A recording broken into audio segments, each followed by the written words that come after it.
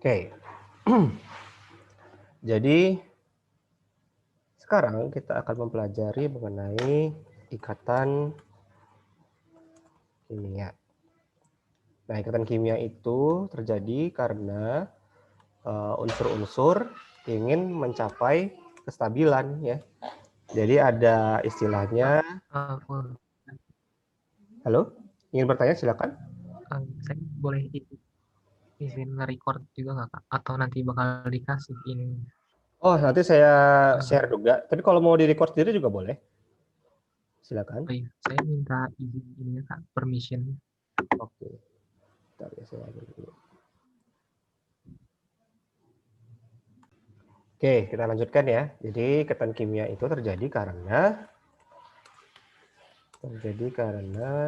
tiap unsur ingin mencapai kestabilan. Ya, jadi semuanya itu mengenai kestabilan. Nah, bagaimana yang dinyatakan stabil? Ada yang dinamakan sebagai kestabilan gas mulia. Ya, jadi gas mulia itu dianggap stabil karena memenuhi konfigurasi elektron yang stabil, yaitu oktet atau duplet. Ya, jadi konfigurasi elektronnya adalah oktet atau duplet. Duplet pada periode 1. Nah, maksudnya oktet itu seperti apa? Yaitu semua orbital pada kulit valensinya terisi penuh, yaitu NS2NP6 kalau oktet, atau 1S2 kalau duplet.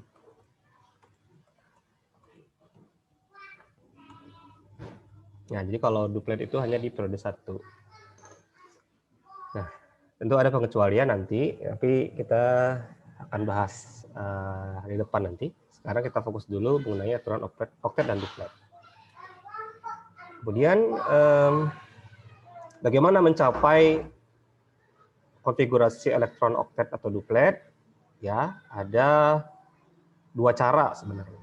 Yang pertama dengan cara melepas atau menerima elektron, nanti membentuk ion. Dan yang kedua dengan pemakaian bersama. Nah, dari sini ikatan itu terbagi menjadi dua jenis, ya. Sebenarnya 3, tapi kita akan lebih fokus ke 2. Yang pertama adalah ikatan ion, atau juga sering disebut sebagai ikatan elektrovalensi, elektrovalen. Kalau nggak salah ya, saya lupa, tidak ionik aja dulu. Nah, ikatan ionik ini kalau di sekolah dulu pasti sering disederhanakan menjadi ikatan yang terjadi antara logam dengan non-logam. Walaupun sebenarnya ada ikatan ion yang terjadi sesama non-logam juga ada. Prinsipnya ikatan ionik itu terjadi karena adanya gaya tarik menarik antara ion positif, yaitu kation, dengan ion negatif atau anion, ya. Mungkin ada juga yang menyebutkan kalau ikatan ion itu terjadi karena serah terima elektron. Sebenarnya nggak mesti serah terima elektron. Kalau kation itu terbentuk sendiri di luar hubungan dengan ion negatif ini, itu bisa terbentuk ikatan ionik. Kalau serah terima elektron kan seperti ini. Contoh yang paling simpel itu antara natrium dengan klor 17 ya. Natrium nomor atomnya 11. Coba aja lah. Nomor atomnya 11.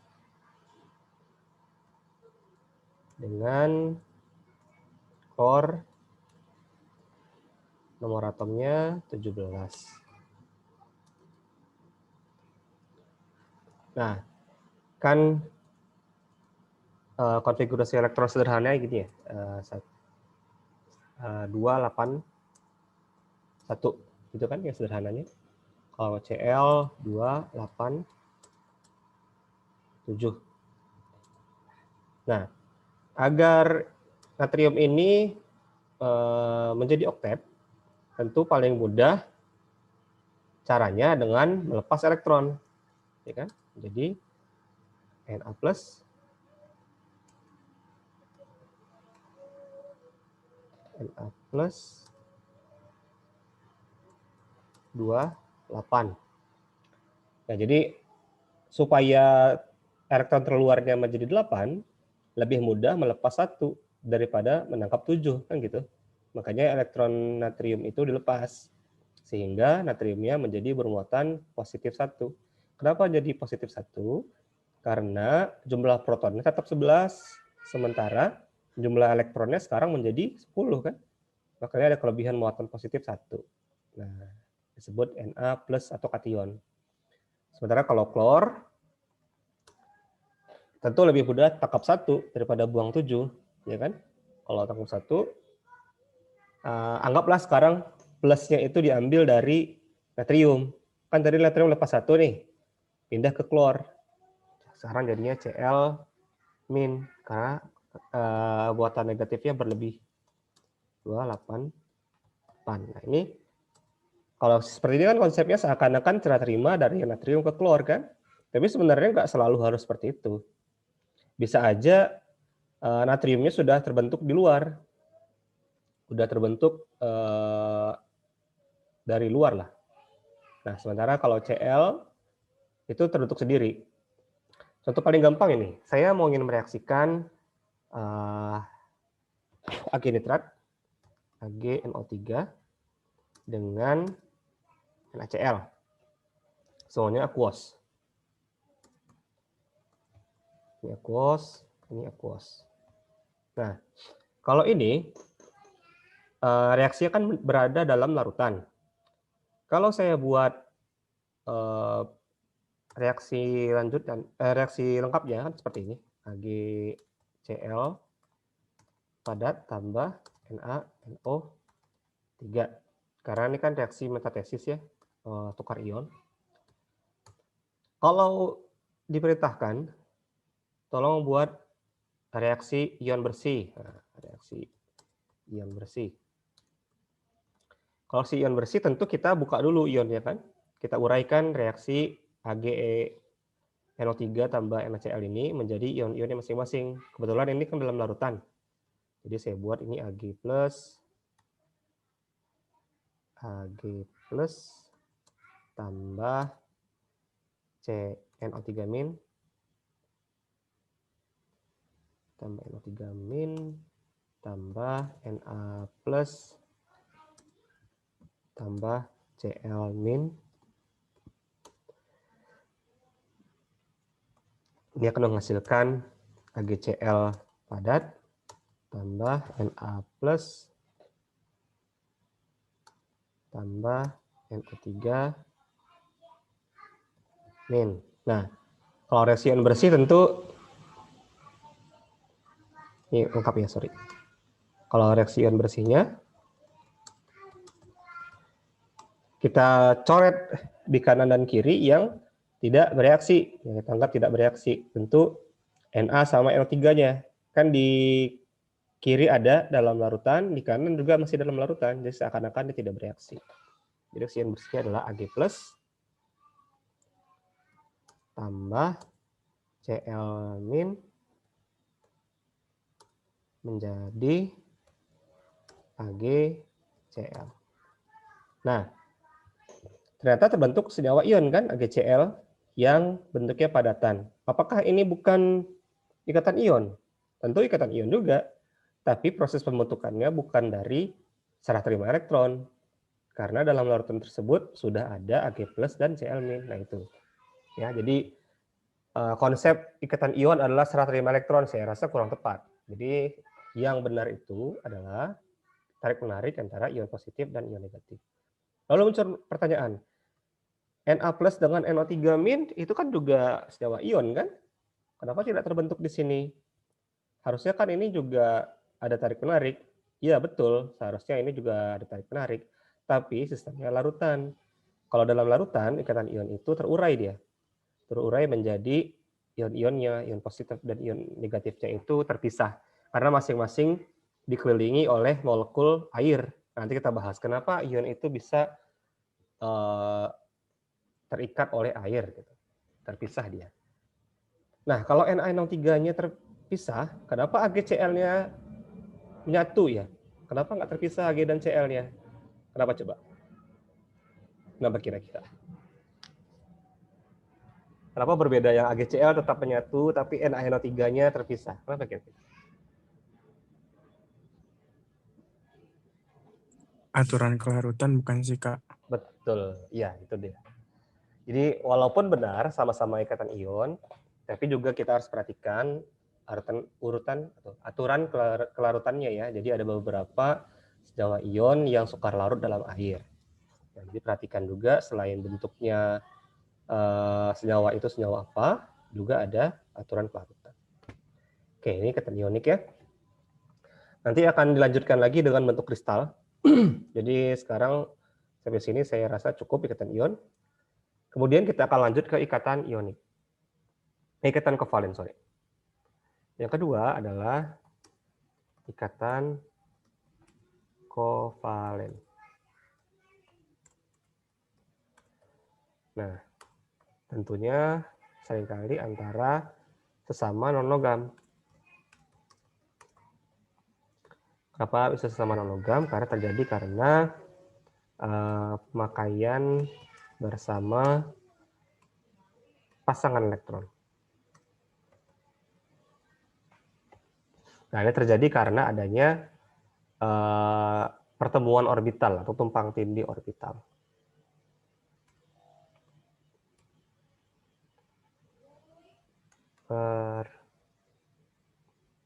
Tadi kita bahas. Oke, jadi ikatan kovalen itu secara sederhana seperti ini. Misalnya Cl2 ya. Cl2. Cl itu kalau kita gambar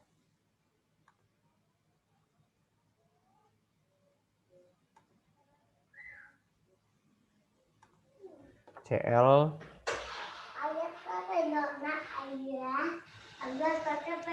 ini Cl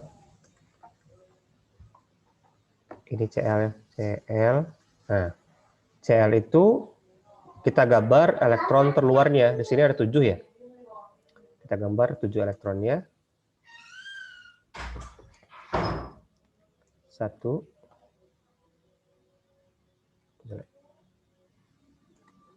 1 2 3 4 5 6 7. Kenapa 22? Karena elektron itu cenderung berpasangan ya. Makanya saya buat 22 seperti itu. Nah, ini dinamakan rumus dot Lewis. Ini dinamakan rumus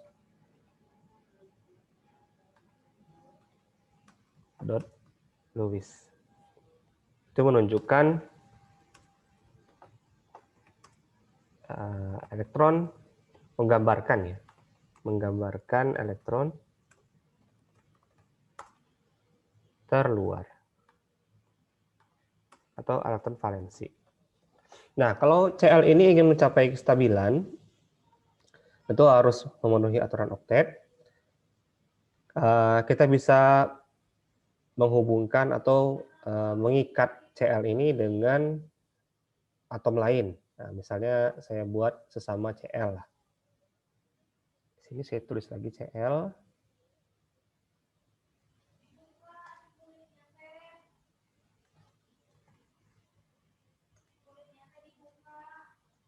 Cl 1, 2, 3, 4, 5, 6, 7. Nah, sekarang CL ini sama-sama memiliki 8. Kalau saya gambar bulatannya ya, tapi ini sebenarnya nggak ada kalau dalam Lewis. Saya mau buat aja. Nah, ini yang di sini 8 elektron, dan yang kanan di sini. Ya, jadi ada potongan di sini, irisan ya, pemakaian bersama elektron. Maaf, ini kurang. Nah, harusnya di sini. Nah, ini 8. Ini 8. Nah, walaupun sebenarnya nggak ada, lingkaran ini nggak ada sebenarnya. Kalau Lewis ya. Nah, jadi ini menggambarkan elektron valensi, sekarang masing-masing ada 8 elektron. Sepasang elektron ini bisa digambarkan, diganti menjadi garis.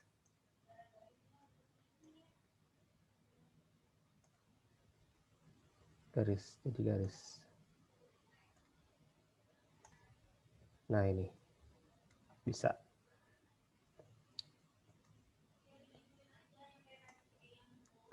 Satu, 2, 3, 4, 5, 6. 1, 2, 3, 4, 5, 6. Gitu.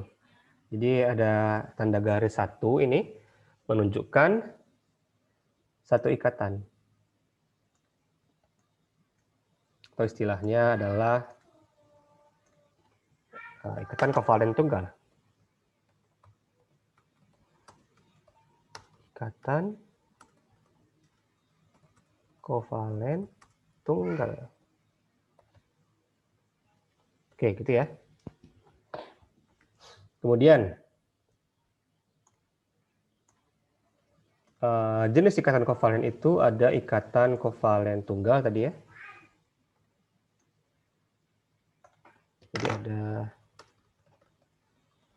ada kovalen tunggal.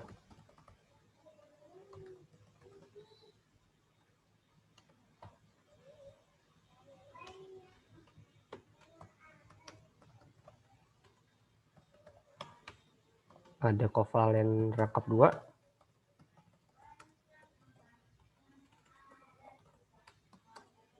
Dan ada kovalen rangkap 3. Tambahan nanti ada kovalen koordinasi.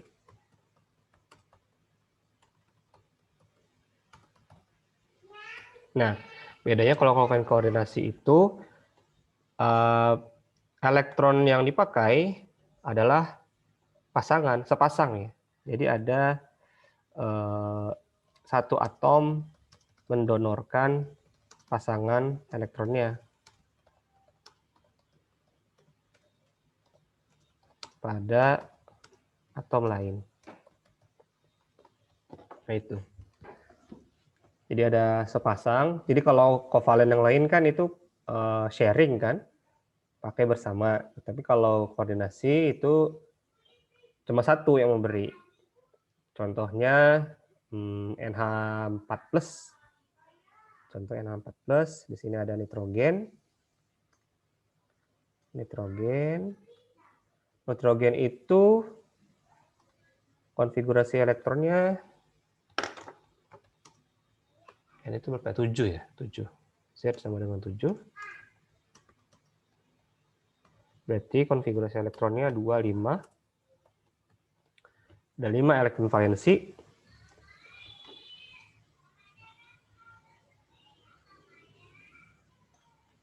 Jadi kalau kita buat gambar Lewisnya 1, 2, 3, 4, 5. Nah, supaya stabil harus memenuhi oktet kan tadi ya. Jadi ini harus ditambahkan 3 elektron.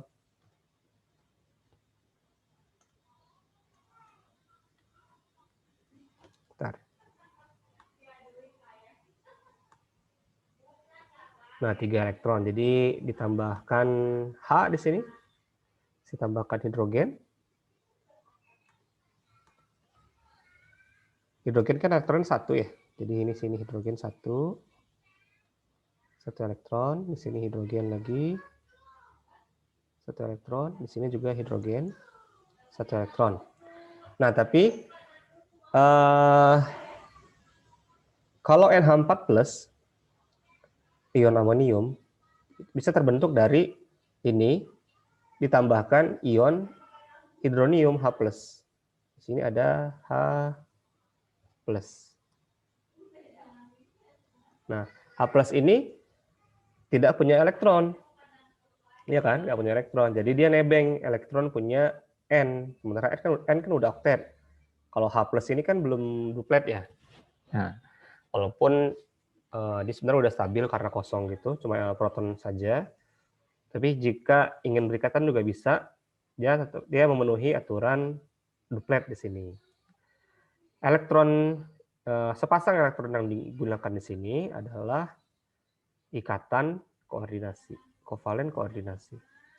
Nah, ini adalah ikatan kovalen koordinasi.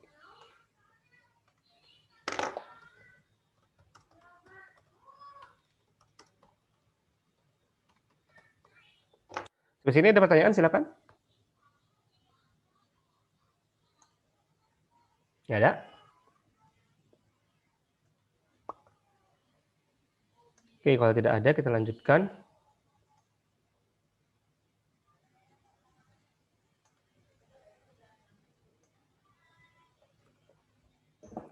Oke, ikatan kovalen. Jadi ikatan kovalen tadi ada beberapa konsep mengenai ikatan kovalen. Ada lagi apa namanya?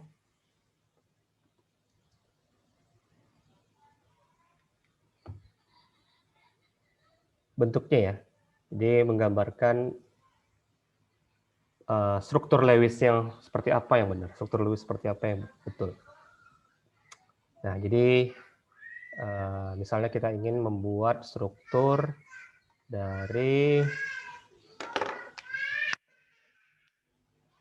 N3, maaf, CO2 aja dulu, CO2. Jadi struktur Lewis dari CO2, di mana karbon itu Z-nya 6, berarti 4 elektron luarnya. Kalau oksigen, elektron terluarnya ada 6. Berarti karbon butuh 4 elektron, sementara oksigen butuh 2 elektron. Nah, kita buat seperti ini. Karbon, lalu oksigen,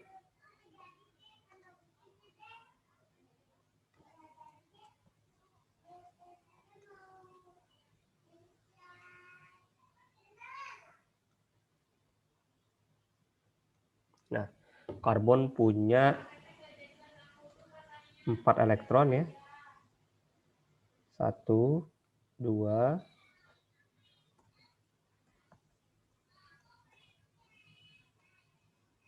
3, 4. Oksigen punya 6. 1, 2, 3, 4, 5, 6. Nah, makanya oksigen yang di sebelah kanan ini sekarang sudah oktet. Karena berikatan dengan 2 milik karbon. Sementara karbon masih 6 kan? Masih kurang 2. Nah, mengambil dari elektron oksigen yang kiri. 1, 2, 3, 4, 5, 6. Ini kalau kita gambarkan menjadi seperti ini. C, O.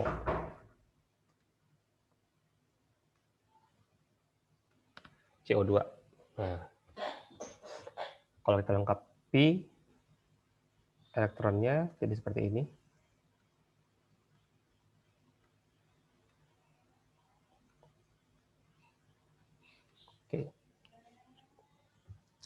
Nah, bagaimana kalau HNO3? Struktur Lewis HNO3. Nah, bagaimana kalau HNO3?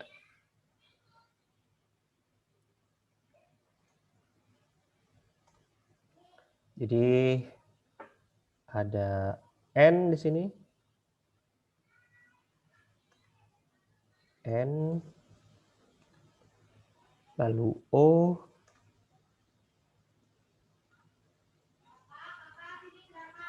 Nah, hanya di mana? Hanya di mana kira-kira?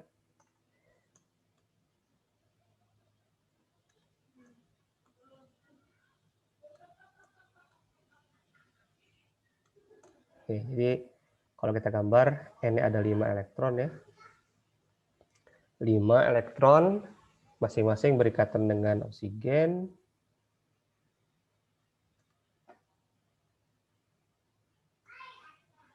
Satu, 2, 3, 4, 5. Berarti butuh 3 elektron lagi. Kalau di sini saya kasih 1, 2, 3. Nah, sekarang udah oktet kan? Tapi bagaimana bentuk dari O-nya? O-nya juga nggak harus oktet. Kalau yang ini 1, 2, 3, 4, 5, 6,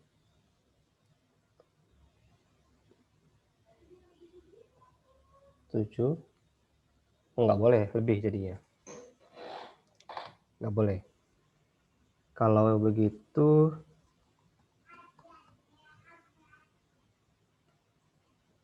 gini.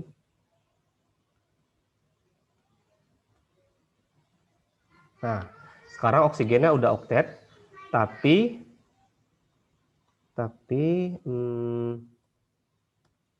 apa namanya?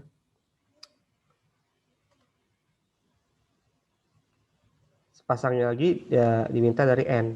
Nah, jadi ini ada 6 elektron asli milik oksigen.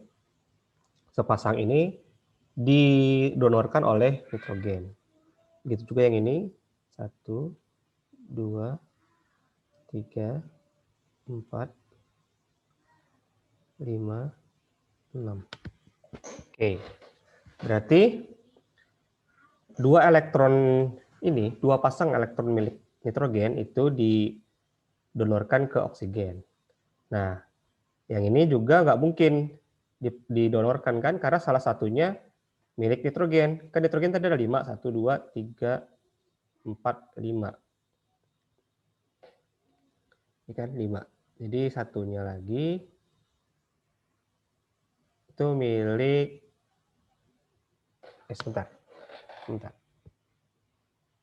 HNO3 itu seperti ini. HNO3.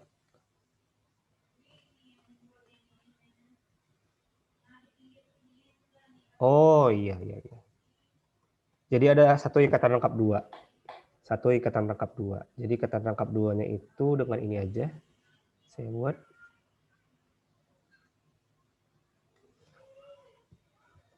Jadi ini ke sini.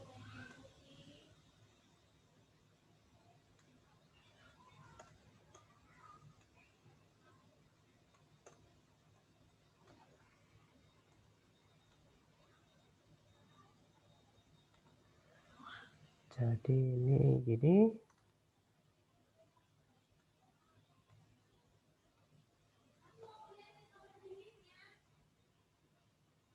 Bentar. Enggak dong. Oke, saya ada kelewat sedikit. Ini kan tadi ada 1 di sini. Ini kok 7? Kan harusnya ada 1 ya.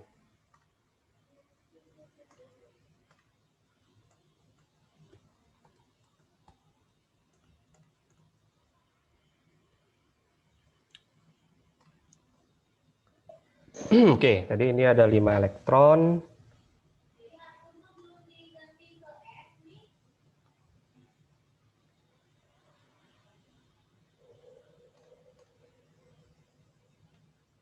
Ini 5 elektron. Ini juga 6, 1, 2, 3, 4, 5, 6. Ini ada 6, 1, 2, 3, 4, 5, 6. Supaya oktet, ini ke sini. Ini ke sini.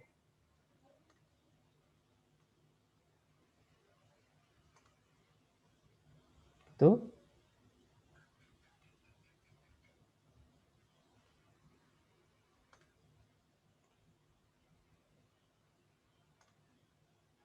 Ini 1, 2, 3, 4, 5, 6, 7. Nah, ini dipasangkan dengan hidrogen. Nah, hidrogennya di O. Kemudian ini kan udah tambah 1 elektron ya, 1, 2, 6. Kemudian 6, 1, 2, 3, 4, 5, 6. 7 di sini. 8. Oh iya, ya, betul-betul. Jadi ini gini.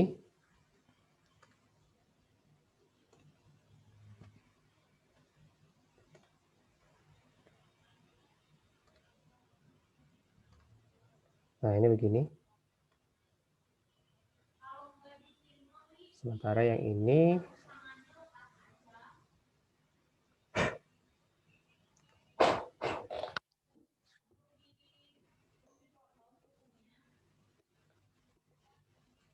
nah, ini juga gini.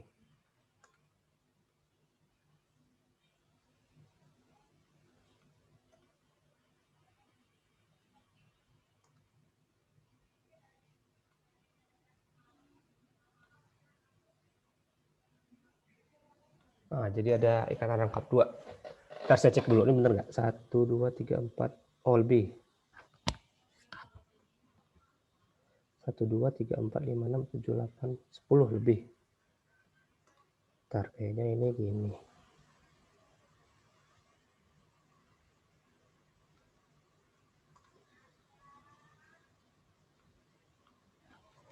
Nah, gini nih.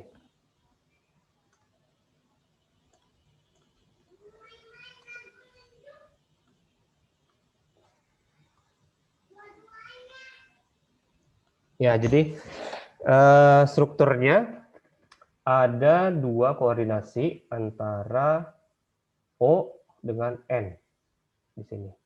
Jadi kalau kita gambar bentuknya menjadi seperti ini. Kita gambar rumus yang ada garisnya. Ini N di sini. Ini O, ini H,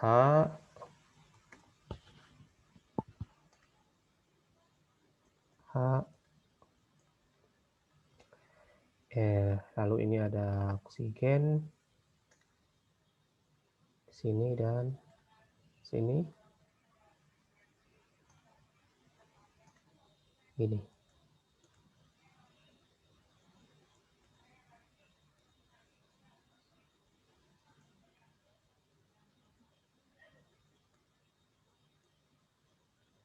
Tuh. Lu dapat semua kan? 1, 2, 3, 4, 5, 6.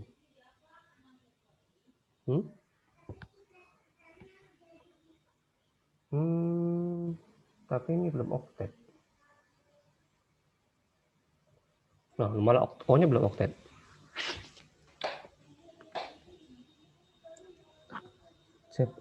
Saya kayaknya ada yang kelewat lagi nih. Udah lupa sih soalnya. Ini N. Ini 1, 2, 3, 4, 5. Ini O.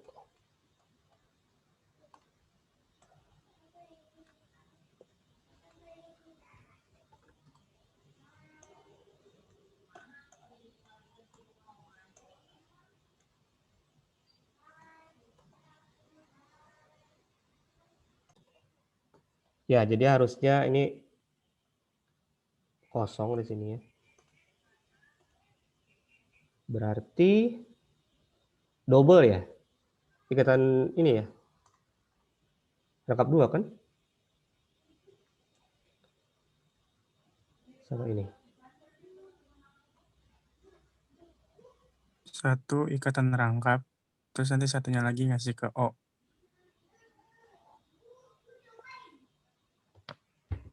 Satu ikatan rangkap, satu kasih ke O.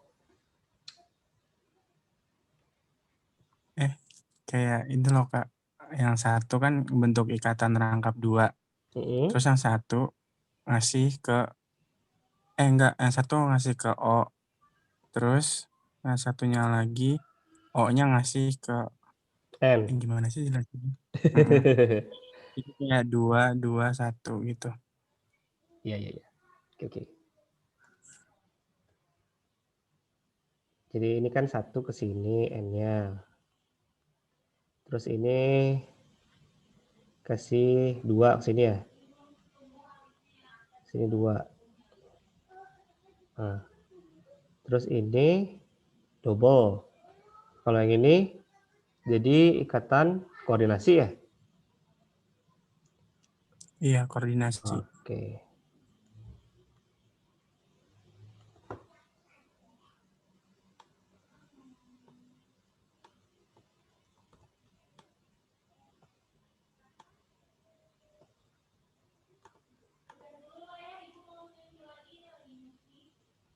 Nah, gitu. Ya, kadang-kadang kalau nggak pakai X ini suka bingung. 1, 2, 3, 4, 5, 6, 7. Pas ya. Jadi bentuknya gini.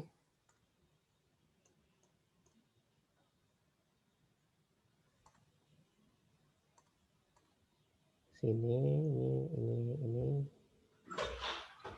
Ini. Terus ini lengkap 2. Nah, gitu. 1, 2, 3, 4. Pas ya. Oke. Sebenarnya ada cara mengecek apakah struktur yang kita buat itu benar atau salah, yaitu dengan menggunakan muatan formal. Ini masuk nggak sih ke pelajaran kuliah? Materi ini, muatan Masuk formal? Kak. Masuk ya? Nah, Iya, iya. jadi masuk ya? Jadi muatan formal adalah muatan yang diemban ya? Muatan yang dipegang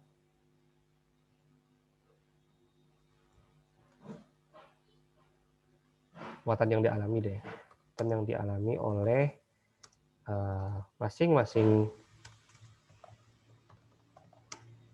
atom dalam senyawa berdasarkan struktur Lewis yang digambar.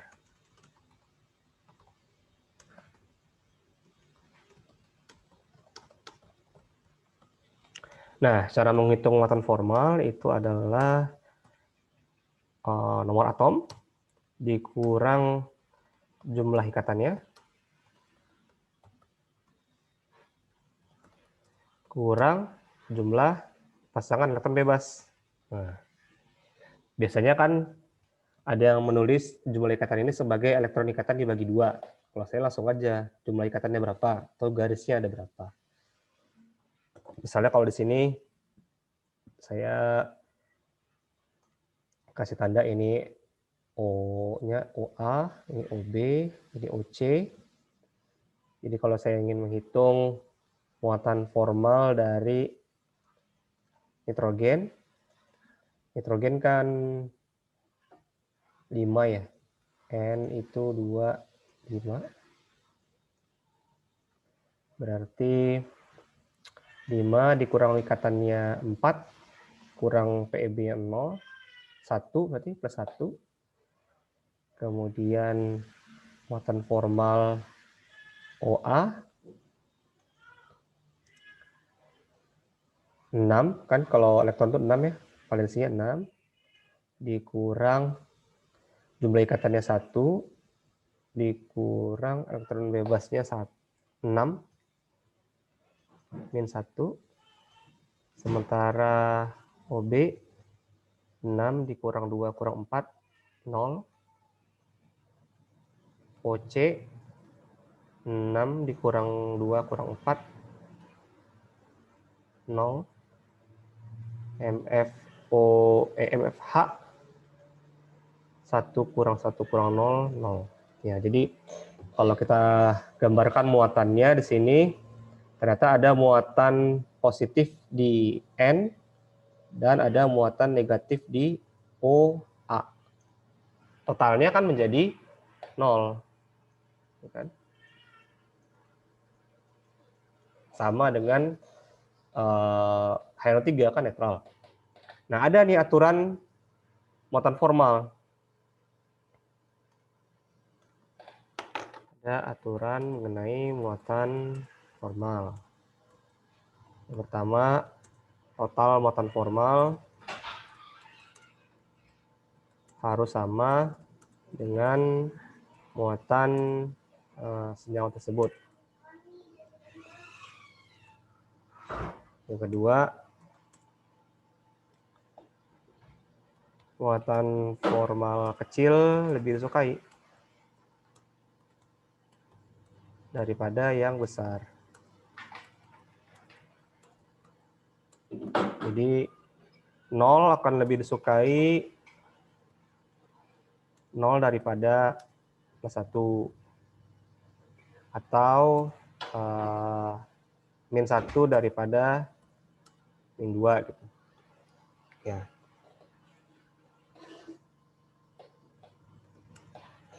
Jadi lebih disukai yang angka-angkanya lebih kecil. Kemudian muatan formal negatif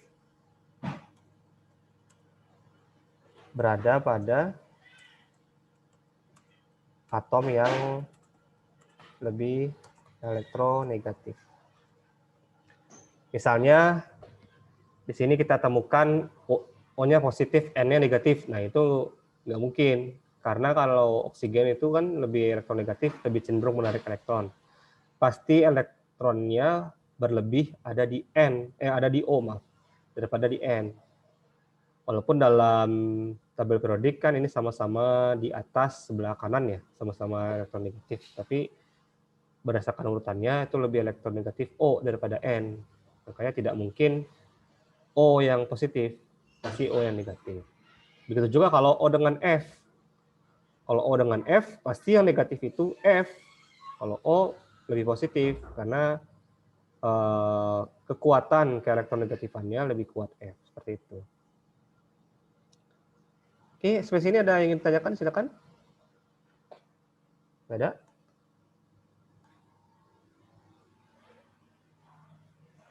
Oke, kalau tidak ada, sekarang kita akan membahas mengenai apa lagi ya? Hibridisasi bukan? Saya lupa. Saya pause dulu. Ini tadi udah ya. Dr. Lewis ini tadi udah, ini udah, ini udah. Udah. Ini muatan formal tadi. Resonansi ngerti ya? Resonansi itu pindah-pindah elektronnya. Energi kisi itu di mana ya? Energi kisi bagian itu kayaknya ikatan ion. Oh ini ya. Nah ini ya. Lattice energi. Ya jadi energi kisi itu adalah apa kalau di sini? Energi yang dilepas saat ion-ion digabungkan. Ya, jadi energi kisi itu nilainya negatif. Nah, ini. Oh, tapi dalam beberapa buku energi kisi didefinisikan sebagai energi yang dilepaskan, energi yang dibutuhkan. Jadi ada perbedaan pendapat nih. Ada yang sebut kalau energi kisi itu energi yang dilepaskan atau negatif. Ada yang menyebutkan kalau energinya dibutuhkan atau positif. Nah, kalau yang ini energinya dilepaskan. Nah, energi kisi itu ini ya, pakai apa sih namanya? Siklus Born-Haber ya. Ini ya. Nah,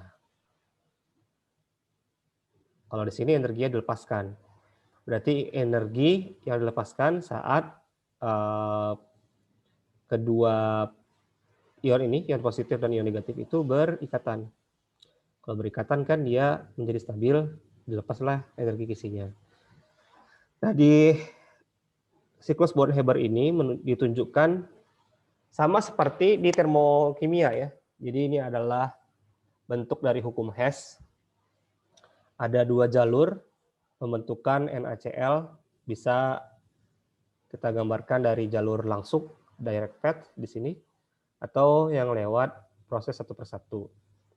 Ini pembentukannya dari unsur-unsurnya pada tekanan standar, natrium solid dan klor gas ya, bukan dari larutan. Kalau larutan kan Na plus tambah Cl min kan.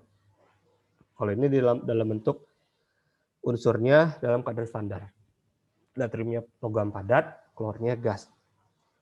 Karena harus 1 mol yang dibentuk NaCl-nya, maka Cl-nya di sini setengah Cl2.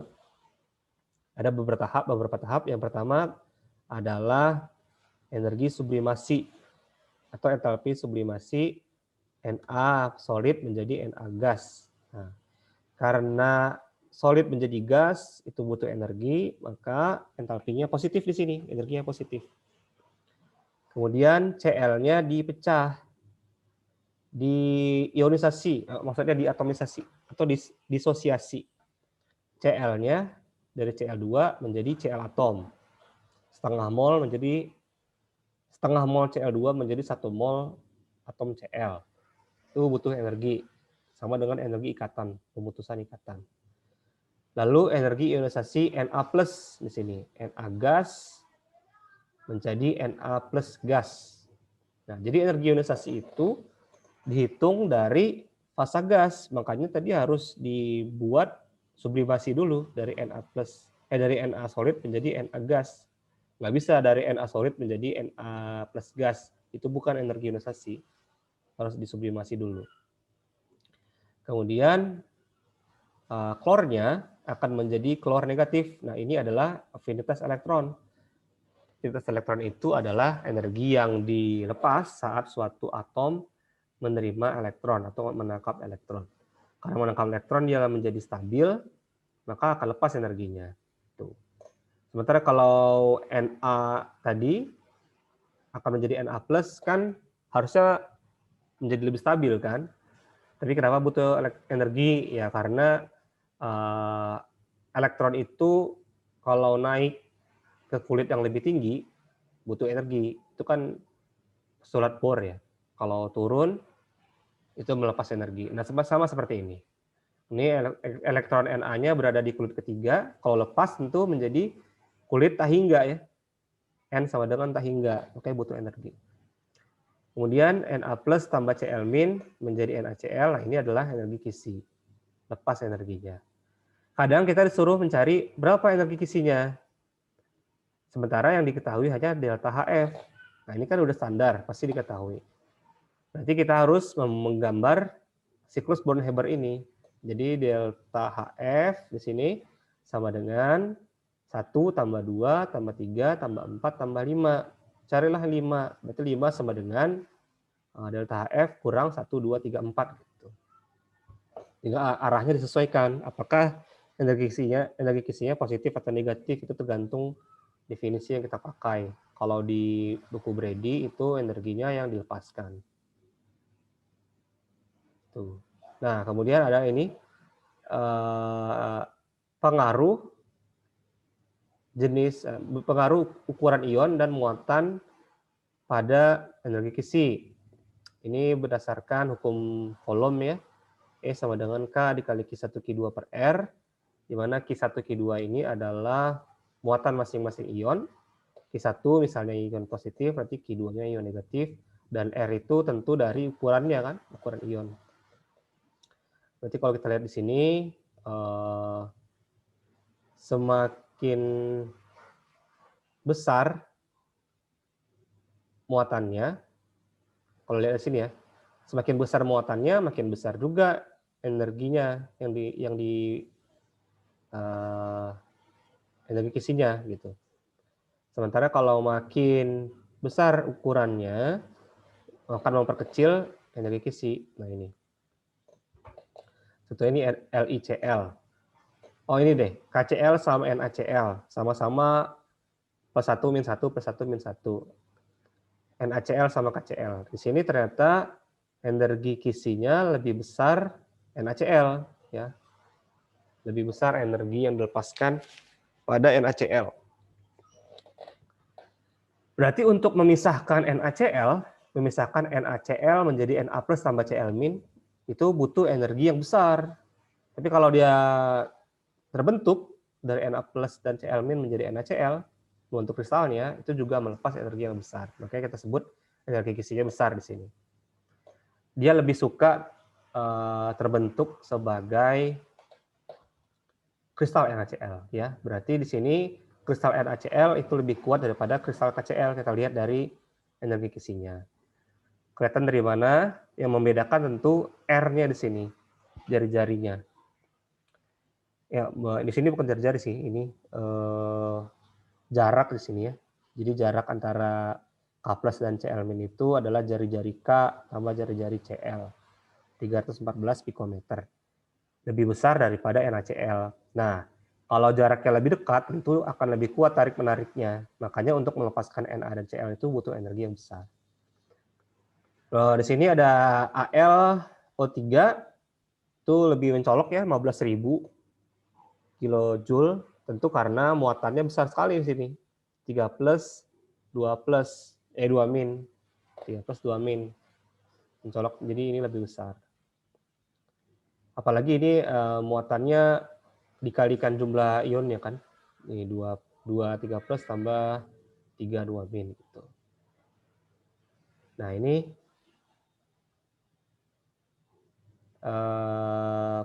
ada soal. Tentukan senyawa ion mana yang akan memiliki energi kisi lebih besar, LiBr atau CaBr. Nah, kan sama-sama ini ya, sama-sama Br, sama-sama apa lagi nih? Ion positif di sini. Tapi ini kan beda ion positifnya. Ini ion positifnya positif 1, ini positif 2. Kira-kira mana yang lebih besar?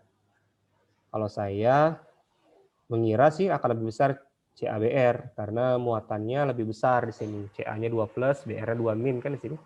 2 Br min. Walaupun ukurannya lebih besar ukuran Ca daripada ukuran Li gitu.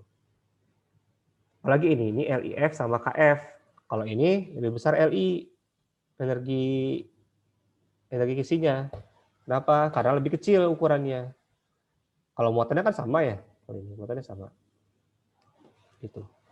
Kalau CaO sama BAS, nah ini kelihatan jelas nih. CaO, Ca dengan Ba lebih kecil Ca. O dengan S lebih kecil O.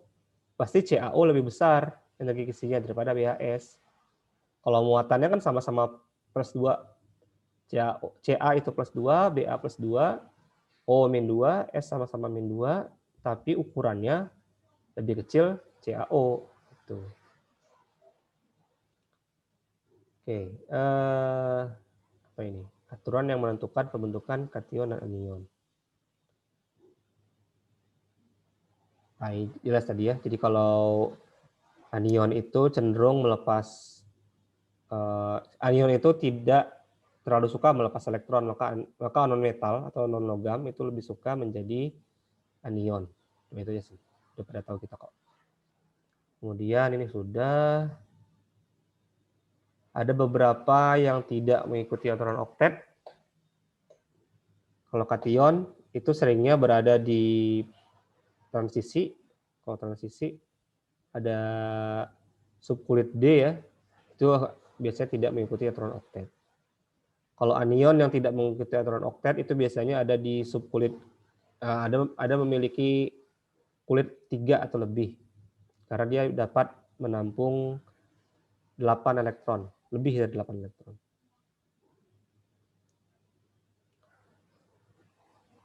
Kemudian ada lagi yang ditanyakan? Tadi udah.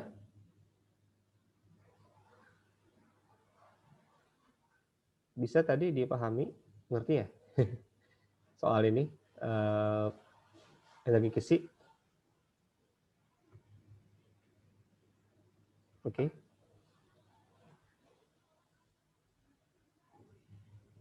Oke, ini kovalen karbon sudah. Saya rasa udah paham lah ya kalau ini. Ini keunikan dari atau keistimewaan dari atom karbon dapat membentuk banyak ikatan kovalen. 4 ya, ini paling banyak di antara unsur-unsur lain. Dan juga bisa membentuk rantai. Berbeda dengan silikon. Kalau silikon kan sama-sama 4 elektron valensi, tapi tidak bisa membentuk rantai. Itu ciri khas karbon. Kayak karbon menjadi pembahasan tersendiri di kimia organik. Kemudian bentuk molekul masuk nggak ya ke ikatan? Masuk, Kak. Masuk ya. Nah, saya sambil buka ini aja ya. Jadi kalau bentuk molekul itu ada teori-teorinya. Yang paling basic itu teori VSEPR, Valential Electron Pair Repulsion ya, tolakan pasangan elektron. Jadi teorinya itu adalah elektron ikatan yang di garis ini itu saling tolak-menolak. Karena tolak-menolak, tentu dia akan mencari sudut sejauh mungkin. Kebetulan ini ada 2 pasang elektron ikatannya. Nah, maka akan membentuk sudut 180 derajat atau linear di sini. Kalau dia 3 pasang elektronnya seperti ini, sudut terjauhnya kan 120. Maka akan membentuk bidang seperti ini, bidang segitiga ya, atau kita sebut sebagai trigonal planar atau planar triangular sama aja. Segitiga bidang ya, nih. Segitiga sama sisi. Tapi kalau ada 4 pasang elektronnya akan membentuk tetrahedron atau tetrahedral. Nggak mungkin bentuknya berada dalam satu bidang. Karena kalau dalam satu bidang nanti akan menjadi sudutnya 90 derajat. Nah, sudut 90 derajat itu sangat dihindari karena terhitung dekat antar pasangan elektron. Dia akan menolak. Kebetulan ini 3 dimensi, maka bentuknya tetrahedron. Tetrahedron itu seperti apa ya? 5 segitiga lah. Nah, 5 segitiga sama sisi. Jadi ada segitiga sama sisi, bentuknya limas. Ya, bukan piramid ya. Kalau piramid itu segi 4 ya. Atau piramid segitiga lah, sama lah, mirip. Oke, jadi ini bentuknya tiap sisi itu segitiga, tapi ada 4 muka kan? Ada 4 muka segitiga. Makanya 4 tetrahedral, 4 muka. Sudut antara atomnya di sini, sudut antara ikatan elektronnya 109,5 derajat. Nah, ini sudutnya akan berubah kalau atomnya atau molekulnya itu polar. Nanti akan berubah sudutnya. Karena ada ini tolakan yang lebih kuat daripada elektron bebas ya. Jadi kalau ada elektron bebas di sini, itu tolakannya akan lebih kuat daripada elektron ikatan. Sehingga elektron ikatan yang lain itu sudutnya akan lebih kecil. Kemudian kalau 5 pasang elektronnya membentuk trigonal bipiramida. Jadi ada alasnya segitiga di tengah, lalu ada 2 puncak piramid di situ. Piramidnya beralaskan segitiga dengan 2 puncak. Sementara kalau 6 membentuk oktaedral namanya, 8 muka. Jadi mirip piramida segi 4 tapi 2 puncak, oktaedral. Nah, kalau ini udah paling mentok nih. Semuanya 90 derajat. Nah, dari atas ini ke samping sini 90 derajat. Terus sesama yang samping ini juga 90 derajat. Ini udah mentok. Oke. Ya, kemudian ada teori domain ya. Jadi domain itu semua pasangan elektron di atom pusat. Di atom pusat ini semuanya dihitung domain elektronnya, baik dia berikatan maupun tidak berikatan, disebut domain. Nah ini tadi ya. Kalau 2 domain linear, 3 domain segitiga planar, 4 domain tetrahedral, 5 domain trigonal bipiramida, 6 domain octahedral. Cuman ada 5. Ingat aja bentuk-bentuknya. Nah, ini bentuk dasar kalau semuanya berikatan. Nah, ini bentuk ini adalah orbital hibrid. Nanti kita bahas lanjut orbital hibrid. Kemudian, bagaimana kalau ada elektron yang sendiri, maksudnya elektron yang tidak berikatan? Contohnya di sini SnCl2. Ada sepasang elektron yang tidak berikatan. Harusnya kan kalau 3 domain ini kan tadi trigonal planar ya, segitiga datar kan, segitiga mendatar atau segitiga sama sisi kalau 3 domain. Tapi satu ikatannya diambil, dikosongkan. Bentuknya seperti ini. Huruf V atau bentuk bengkok ya, bend atau V shape, bentuk V atau bengkok. Karena satu di sini itu merupakan elektron bebas di sini, jadi nggak ada ikatannya. Nah, berapa sudutnya? Kalau tadi 3, sudutnya kan pasti 120 derajat.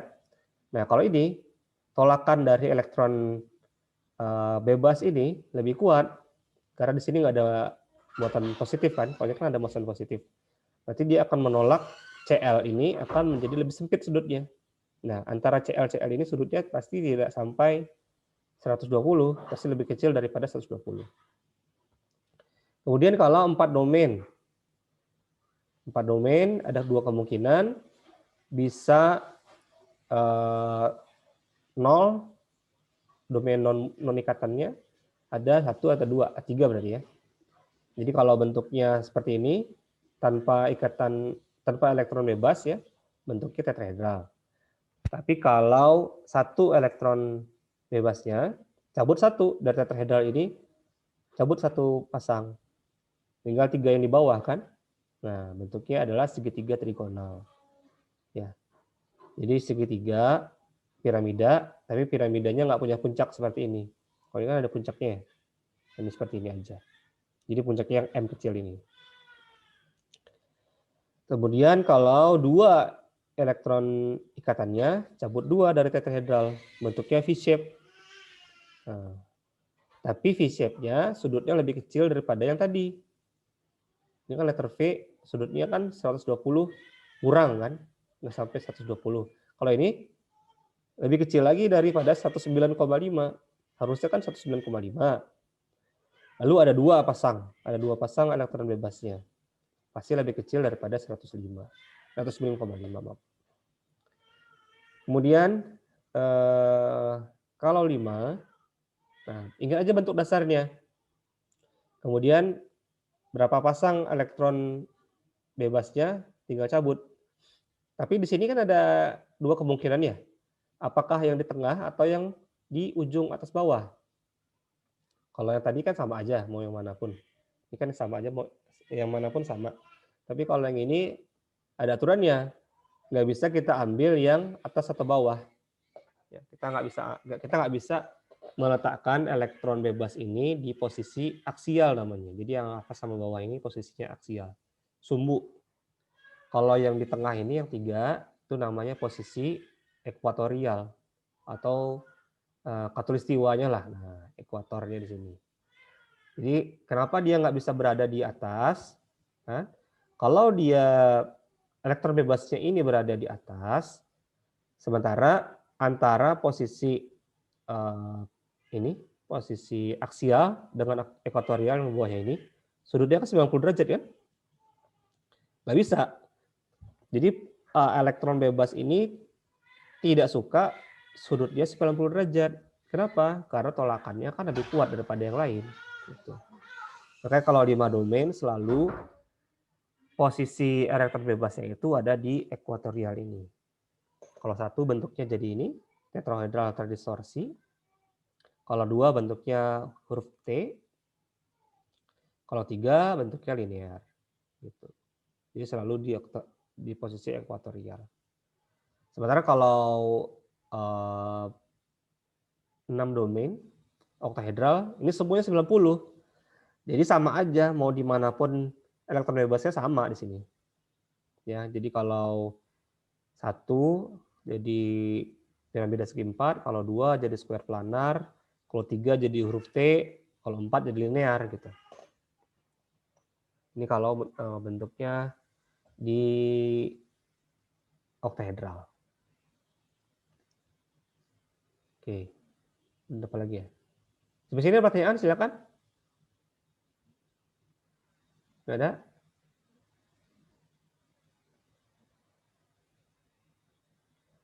Nah, ini adalah momen dipol. Ini menentukan kepolaran suatu senyawa. Polar itu adalah senyawa-senyawa yang memiliki distribusi kutub. Kan ada kutub positif, ada kutub negatif. 2 kutub dinamakan dipol ya. Dipol 2 kutub. Nah, bagaimana cara pembentukan kutub? Tentu adanya perbedaan distribusi muatan. Kalau kita lihat di sini CO2, C dengan O itu lebih elektronegatif O.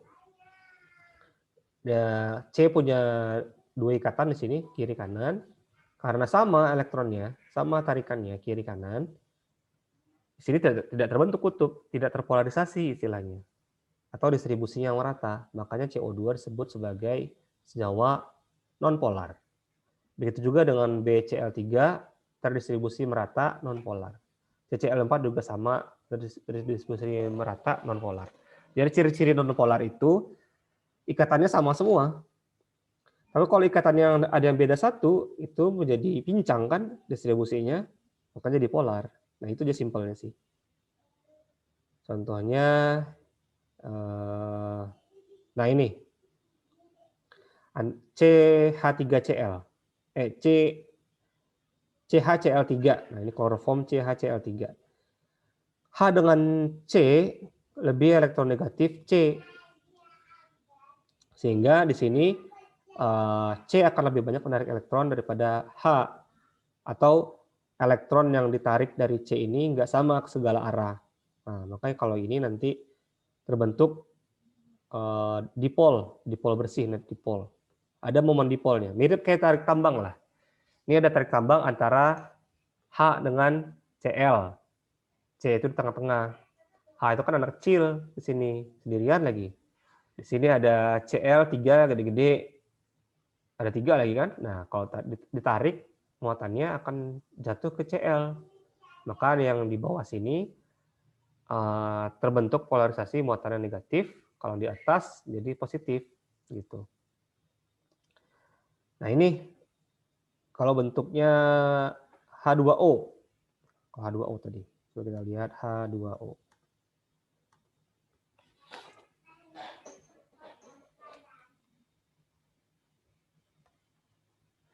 Jadi H2O kan gini ya. O itu 6 elektron, 1, 2, 3, 4, 5, 6. Itu kan? Berarti di sini ada, asalnya kan ada 4 domain nih. Ada 4 domain, 1, 2, 3, 4. Tapi ada 2 elektron yang tidak berpasangan. Nah, bentuknya tentu kalau O itu, kalau oktahedral, kalau tetrahedral kan seperti tadi 1, 2, 3, 4 gini kan. Ini saya kasih garis tebal karena ke arah kita. Yang ini saya kasih garis putus-putus karena ke belakang. Ini ke belakang.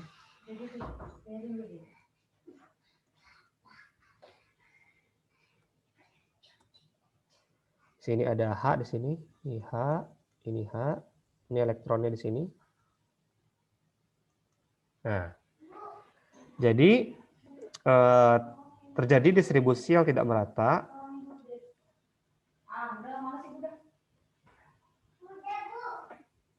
Ini ke sini kan, ini ke sini. Jadi ini muatannya positif di sini, positif. Ini muatannya negatif. Nah, netnya ke arah sini. Netnya ke arah sini. Muatan negatif. Negatif di sini positif. Gitu. Seperti yang ada di gambar ini. Nah, ini yang dinamakan senyawa polarnya. Ada perbedaan distribusi muatan. Kemudian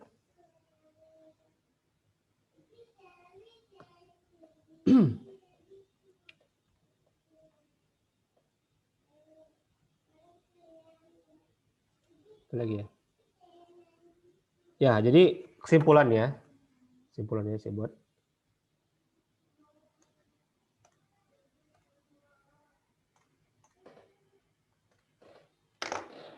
Mengenai kepolaran molekul.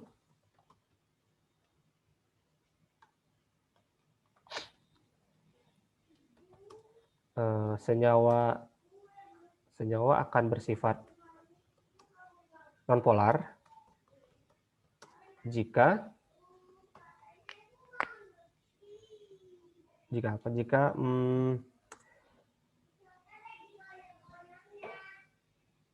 semua ikatannya sama. Semua domain berikatan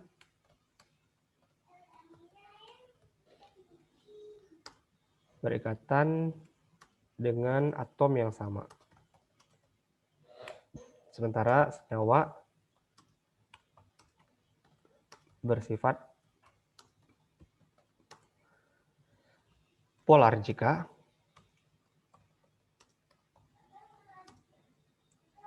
terdapat domain yang berikatan dengan atom yang berbeda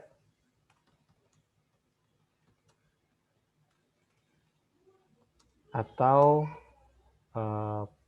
elektron bebas atau pasangan elektron bebas.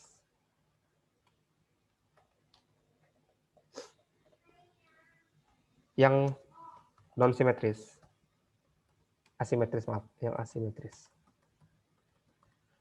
Jadi atau ada PEB yang simetris. Nah, jadi walaupun ada pasangan elektron bebas, bisa saja kalau senyawa tersebut atau molekul tersebut sifatnya nonpolar. Contoh kalau di ini 5 domain 3 pasangan elektron bebas. Contohnya ini X2E3. Jadi X itu adalah simbol dari ikatannya, ya. Jadi A itu atom pusat, X itu ikatannya, dan E adalah pasangan elektron bebas. Jadi kalau AX2E3, ini A, ini X, ini ada gini. Saya buat ke belakang. Ini ke belakang. Ini mendekati kita. A, X2, E3. Nah, ini kan linear ya.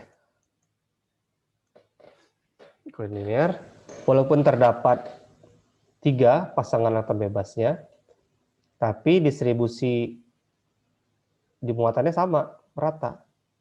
Jadi ini ke sini atau ke sini, atau sebaliknya lah. Nah, tapi kan linear ya. Kalau linear tentu distribusinya merata. Kecuali kalau X dengan X yang atas dengan bawah ini beda ya, tapi jarang sih. Jadi nggak selalu kalau yang punya elektron bebas itu polar, nggak. Tergantung gambarnya seperti apa. Dan nggak selalu yang simetris itu selalu nonpolar. Contoh HCl tuh. HCl. Ini kan linear ya. Cuma 2 sih. Nah, ini kita sebutnya polar, jelas polar ya. Atau ini CHCl3 ya, tadi sudah ya. CHCl3 ini kan simetris nih. Kalau lihat dari X-nya saja, lihat dari elektron ikatannya saja ini simetris. Tapi tidak menjadi tidak simetris gara-gara ada satu ikatan yang berbeda. Tuh. Nah, bagaimana kalau hibrida? Orbital hibrid. Jadi orbital hibrid itu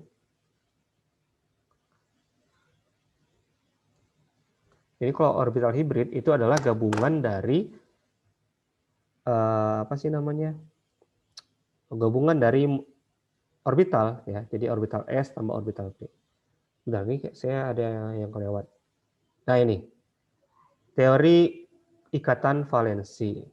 Jadi ada teori ikatan valensi itu menunjukkan kalau elektron berikatan jika bertemu muatan ininya, orbitalnya bertemu ya, orbital valensinya bertemu. Jadi menurut teori valensi ini, pembentukan ikatan itu melalui overlap orbital. Overlap itu pertemuan ya, sama seperti irisan kalau di himpunan. Kalau di himpunan kan ada irisan ya, itu overlap tuh. Tapi ada syaratnya, overlapnya itu harus sesama orbital yang fasenya sama. Jadi si elektron itu kan punya sifat gelombang ya. Kalau di teori kuantum, elektron itu punya sifat gelombang. Makanya ada fase positif, ada fase negatif. Sama seperti gelombang transversal lah. Ada bukit, ada lembah. Nah, seperti itu. Jadi kalau kalau fasanya sama, dia akan membentuk ikatan. Tapi kalau fasenya berbeda, dia akan membentuk anti ikatan. Nah, sekarang kita anggap aja ketemunya sefasa ya. Nah, ini ada atom H ya. Atom H ini kan hanya memiliki orbital S. Maka bentuknya bulat di sini, spherical atau bola. Kalau dia berdekatan di sini, nah ini akan terjadi distribusi atau kebolehjadian menemukan elektron di tengah ini sangat besar, ya kan? Makanya di sini akan lebih banyak muatan negatif. Kalau banyak muatan negatif, nanti inti atomnya akan lebih dekat dengan muatan positif ini, jadi lebih rekat gitu dia. Lama-kelamaan akan menjadi seperti ini. Ini adalah ikatan kovalennya. Kalau yang lain, nah kalau F itu elektron sendirinya, elektron yang berikatan itu ada di subkulit 2P. Kalau P kan bentuknya seperti ini ya, cuping atau balon terpilin. Nah, jadi overlapnya antara H yang spherical, S tadi, dengan P. Ini. Ini kalau disatukan jadi ini. Seperti ini. Oke, lalu ini kalau H2S ya, bentuknya apa ini? Kalau S itu berada di subkulit P ya, sama P. Kalau P itu kan ada 3 orbital kan, ada PX, PY, PZ. Ini PX-nya, saya ngambil PX itu yang ini lah ya, yang depan belakang. Kenapa di sini ada 2? Ya ini tadi, yang positif, negatif. Misalnya yang depan positif, yang belakang negatif gitu. Kalau atas bawah, ini Z ya. Ini positif, ini negatif. Seperti itu. Nah, ini sudutnya dia ngambil 90 derajat. Oke, kemudian nah, kalau hibrid bagaimana? Nah, kalau hibrid itu elektron yang ingin diikatkan itu bergabung dulu. Nah, kalau ini kan tadi langsung ya. Ini kan yang mau berikatan kan cuma P aja kan. Jadi langsung yang berikatan di sini P saja, nggak gabung sama S-nya. Nah, kalau yang ini hibrida, digabung dulu S dengan P-nya, menjadi orbital sp namanya. Ada sp, ada sp2, sp3, sp3d, dan lain-lain. Nah, ini orbital sp. Jadi orbital sp itu bentuknya linear. Kalau bentuknya segitiga planar tadi, itu sp2. Nah, jadi ini hubungannya sama yang tadi. Sama bentuk-bentuk orbital, bentuk-bentuk molekul tadi ya. Mana tadi? Nah, ini. Nah, ini. Jadi ini orbitalnya adalah yang linear ini orbitalnya sp. Maaf. Ini sp 2 ya. Jadi kalau 2 domain itu sp, 1 dari S, 1 dari P, 2 domain. Kalau 3 domain itu 1S, 3P, 1S, 2P, 3 kan? SPP, 3 domain. Kalau 4 domain, 1S, 3P, SPPP gitu. Saya hitung aja domainnya. Itu jadi orbitalnya berapa? Hibridnya seperti apa? Ini kan 5 domain. Berarti 1S, 3P, 1D, SP3D. Kalau 6 domain, 1S, 3P, 2D, SP3, D2. Nah, itu sih. Simpelnya seperti itu. Jadi kalau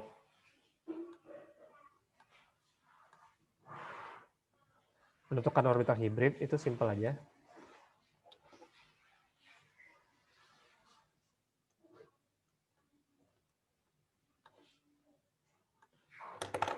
Menentukan orbital hibrida.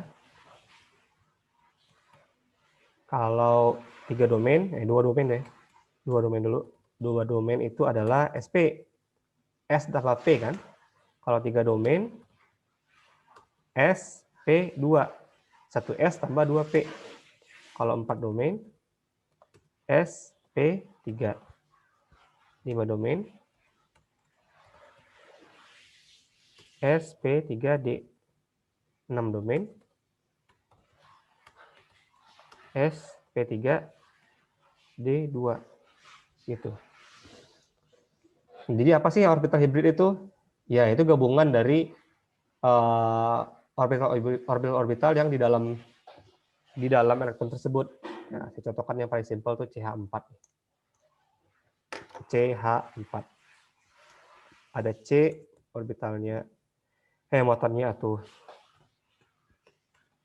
seperti ini ya, 2, 4. H1. Ini kalau saya buat konfigurasi elektron yang lengkapnya, jadi 1S2, 2S2, 2P2, kalau ini 1S1. Ini kalau saya buat kotak,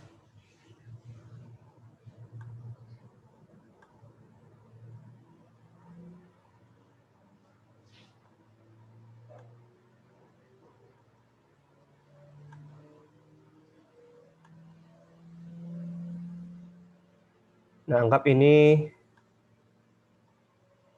ini orbitalnya.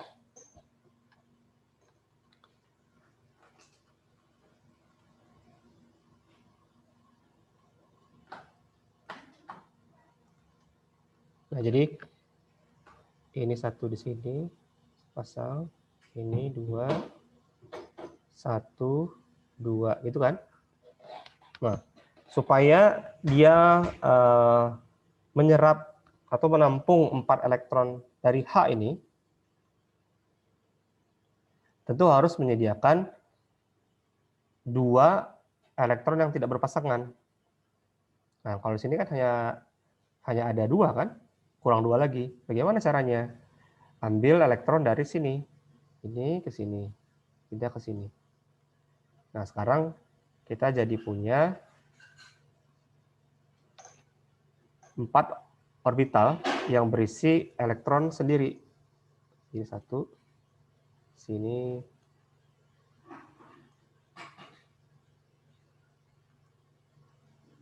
tuh, jadi seperti ini.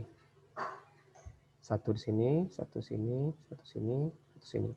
Nah, ini 1S, ini 3P. Kan? Ada 1S, ada 3 buah P. Ini digabungkan. Digabungkan ini. Menjadi hibrid. Hibrid sp3. Setelah dia bergabung jadi sp3, baru dia berikatan dengan 4 buah H. Gitu. Seperti ini. 1, 2, 3. Nah, ini sudah ada elektron sendiri-sendiri. Ini sp3. Kemudian ini tambahkan H di sini, 1 H di sini, 1 H di sini. Saya ganti warnanya. 1 H di sini, 1 H di sini, 1 H di sini, 1 H di sini. Gitu. Jadi sekarang semuanya berikatan, ada 4 ya. Kenapa harus digabungkan? Agar energinya sama. Jadi kalau energinya sama baru bisa bergabung, berikatan. Kemudian ada karakteristik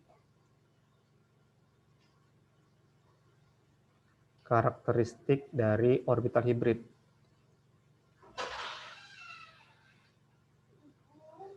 Ya, kalau SP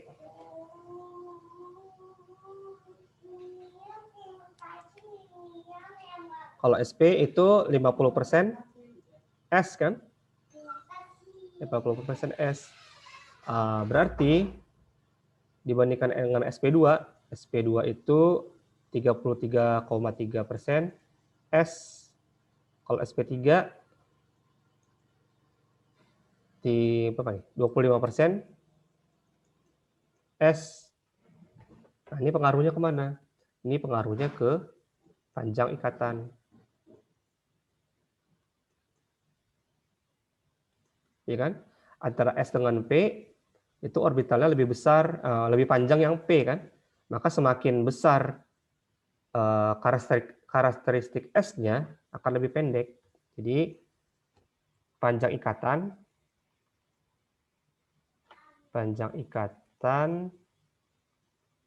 maaf ini saya tulis ini aja.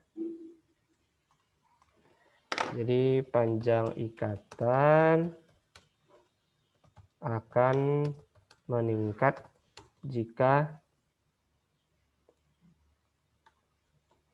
persentase karakteristik orbital S-nya berkurang. Ya. Jadi kalau makin besar persentase S-nya akan lebih pendek ikatannya gitu. Oke, sampai sini ada pertanyaan, silakan. Nggak ada?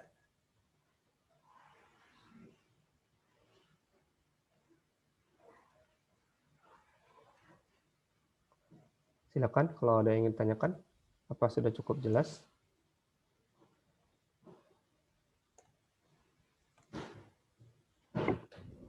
Mau nanya. Ya. Ini berarti mempengaruhi apa namanya? Yang gambar orbitalnya itu aja ya. Tapi kalau misalnya disuruh gambar struktur Lewisnya gitu tetap sama gitu ya. Iya, kalau Lewisnya nggak harus bentuk seperti ini. Jadi gambarnya bebas kalau Lewis. Nah, gini kan? Mana ya? Sebentar. Lewis itu bentuknya kayak gini nih. PCl3, ini kan 5 domain kan? PCl5 domain. Jadi kita gambarnya seperti ini. Nggak harus bentuk trigonal bipiramida, enggak. Terus SF6, oktahedral kan? Nggak harus langsung bikin tetrahedral, enggak. Jadi Lewisnya bebas. Gitu. Yang penting ingat pasangan elektron. Ya, gimana? Maksud saya kalau ada hibrid gitu, itu nggak mempengaruhi struktur Lewisnya ya? Enggak ngaruh. Jadi hibrid yang SP3 tadi ya enggak ngaruh. Oh iya, sama. Gimana? Satu lagi Kak, Kalau yang simetri itu, kalau misalnya ada PEB, itu mempengaruhi juga nggak? Mempengaruhi Elektron terhadap bebas gitu.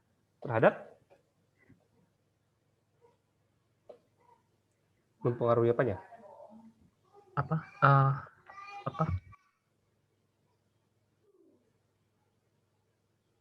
Polar. Yang kesimetrian tadi, kalau nggak salah saya lupa. Kan polar katanya simetri ya? Iya. Nah, tadi tuh katanya kalau nggak salah ikatannya elektron domain semuanya harus berikatan gitu ya dengan dengan atom yang sama. Bentar, jenisnya. saya cek dulu. Nah, ini terus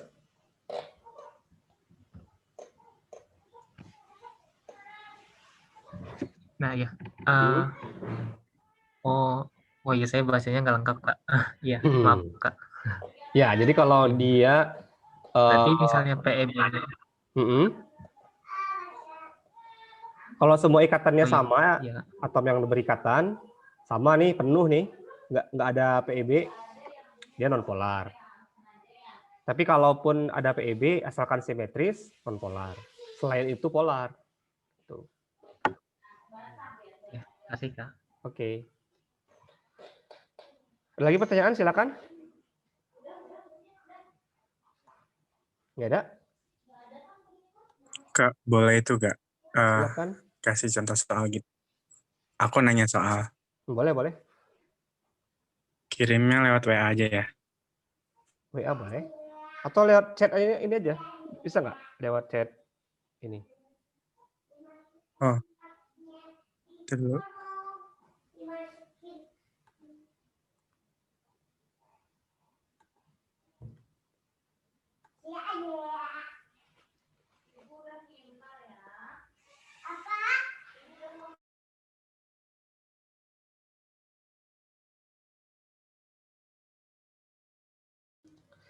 HN3 adalah cairan tak berwarna yang mudah meledak. Kerangka molekulnya ada HNNN. Gambarkan satu struktur Lewis molekul H asam azida yang mungkin. Tentukan sudut ikatannya, lalu insersi menjadi N3. Oke. N3 ya. Ini pasti N-nya di tengah. Nggak mungkin H-nya di tengah kan? Karena kan kalau H itu valensinya cuma satu. Sekarang coba kita buat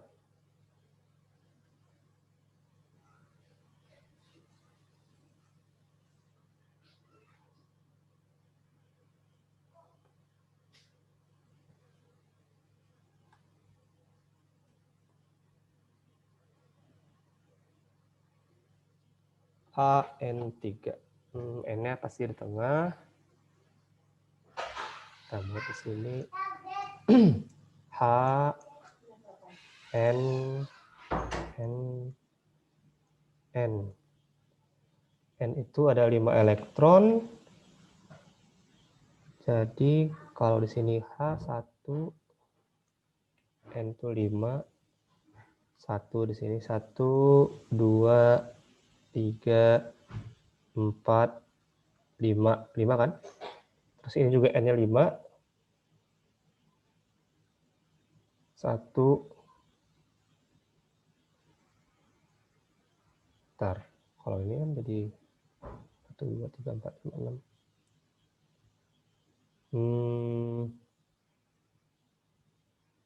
Gini 1, 2, 3, 4, 5. 1, 2, 3, 4, 5. Kalau gitu gimana? Ini 1, 2, 3, 4, 5, 6. Ini ada oktet. Kalau ini 1, 2, 3, 4, 5, 6. Oktet. Kalau ini nggak oktet.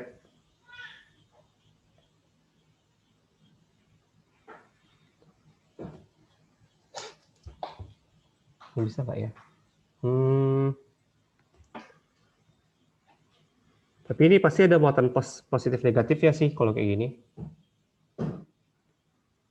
1, 2, 3, 4, 5, 6, 7, 8. 1, 2, 3, 4, 5, 6, 7, 8. Ini kalau saya gambar jadi seperti ini.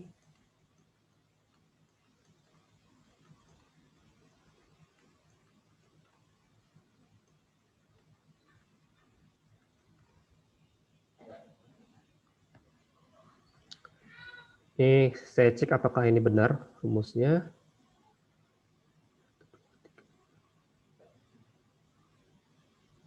Satu, 2, 3, 4, 5, 6. Kurang 2 ya. Oke, sekarang coba saya cek muatan formalnya. Yang ini muatan formalnya 5 kurang 3 kurang 2, 0. Kalau yang ini 5 kurang 3 kurang 2, 0. Kalau ini 5 kurang 1 kurang 4, 0. Bentar nggak? 0 semua.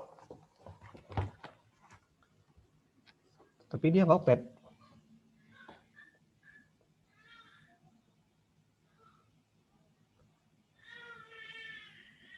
Nggak bisa ya kalau oktet ya. Harus oktet ini. Kalau oktet berarti ini ke sini. Pasang ini ke sini. Nah, ini ke sini. Nah, kalau gini gimana?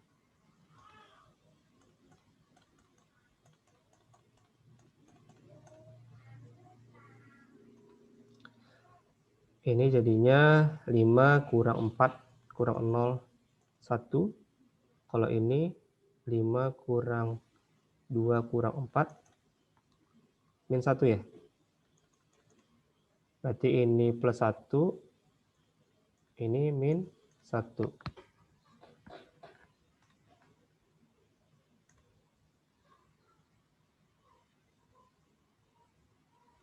Nah, gini. Ini. Apakah ada kemungkinan lain? Kalau lain berarti ada resonansi. Kalau resonansi berarti mana yang pindah ya?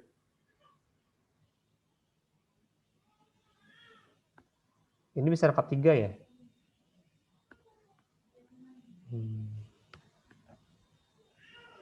Kalau rangkap 3 berarti kalau rangkap 3 ini pindah ke sini. N ini 2 1 2 ini 1 2 3 4 5 1 2 3 4 5 1 2 3 4 5 ya. N ini 8 ini 8 ini 8. Nah, udah oktet kan, berarti H N 3 N. Ini 2 di sini, 2 di sini. Ini nggak ada. Lalu ini. Kalau saya cek muatan formalnya, ini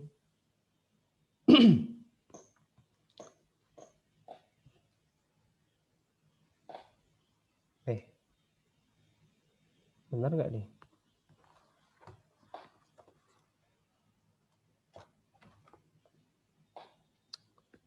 Kalau muatan formalnya ini 5 kurang 4 kurang 2. 5 kurang 4 kurang 2, min 1.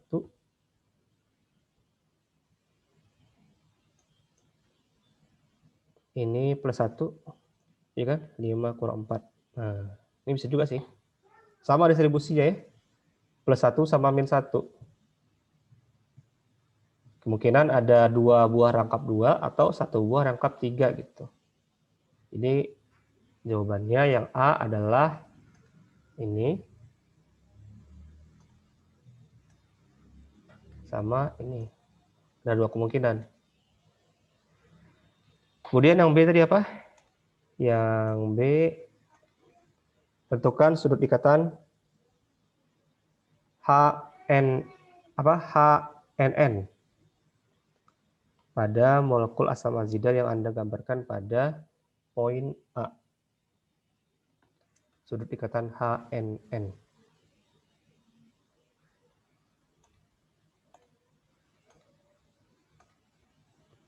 Berarti ini ya, yang tengahnya ini kan. Nah, cek aja hibridida ini. Hibrida N-nya ini berapa hibridanya? Hibridnya gimana?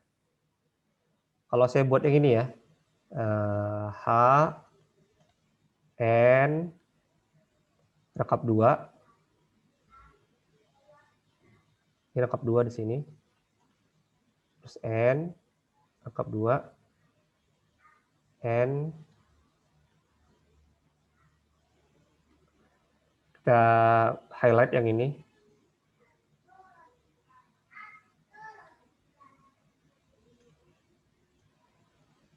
Nah, ini kan ada 3 domain kan?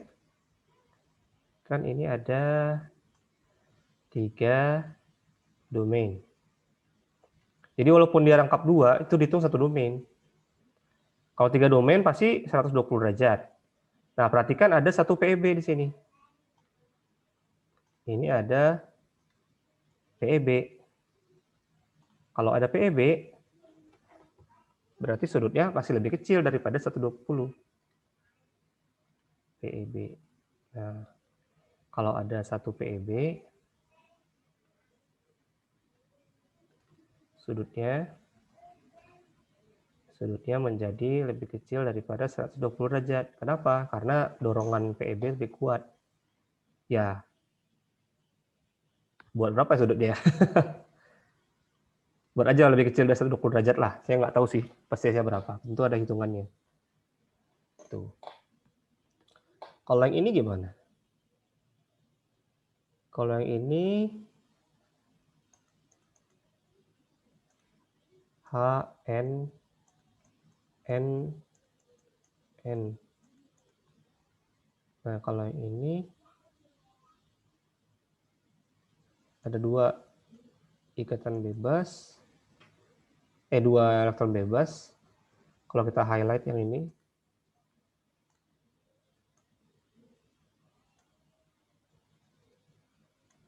ada 2 PEB.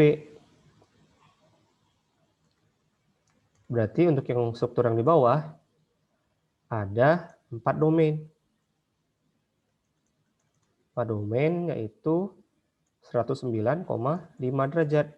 Karena ada 2 PEB, pasti lebih kecil. Akan jauh lebih kecil daripada 109,5. Ya, mungkin 105 lah. Nggak tahu saya. Dilihat lagi bukunya. Tergantung nih, jawabannya mau yang mana? Jawaban yang pertama atau jawaban yang bawah ini? Sesuaikan aja sudutnya mau yang mana. Kalau buat yang atas, berarti sudutnya akan lebih kecil daripada 120. Kalau buat yang bawah, lebih kecil daripada 109,5. Kalau buat dua-duanya, ya buat juga gambar dua-duanya. Sudutnya yang mana kemungkinannya. Gitu. Terus, jadi mana yang mungkin? Ya dua-duanya mungkin. Karena ada bisa pindah elektronnya. Tapi saya benar nggak ya gambarnya? Ya, ini pindah ke sini kan? Gitu. Oke, kemudian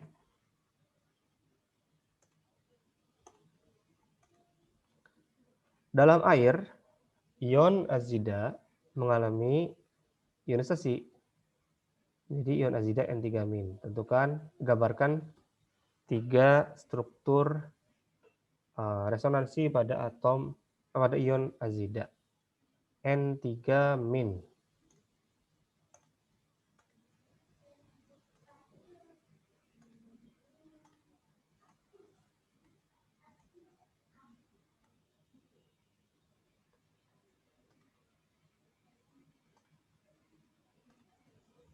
N3-.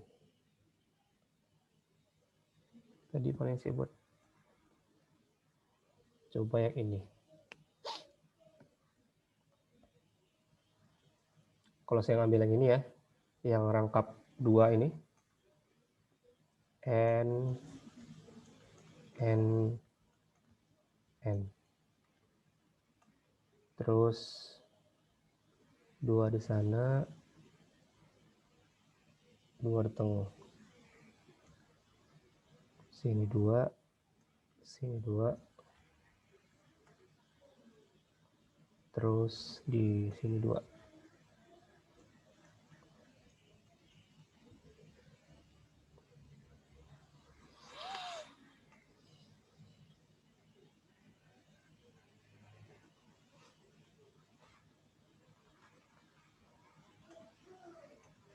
Ini kan?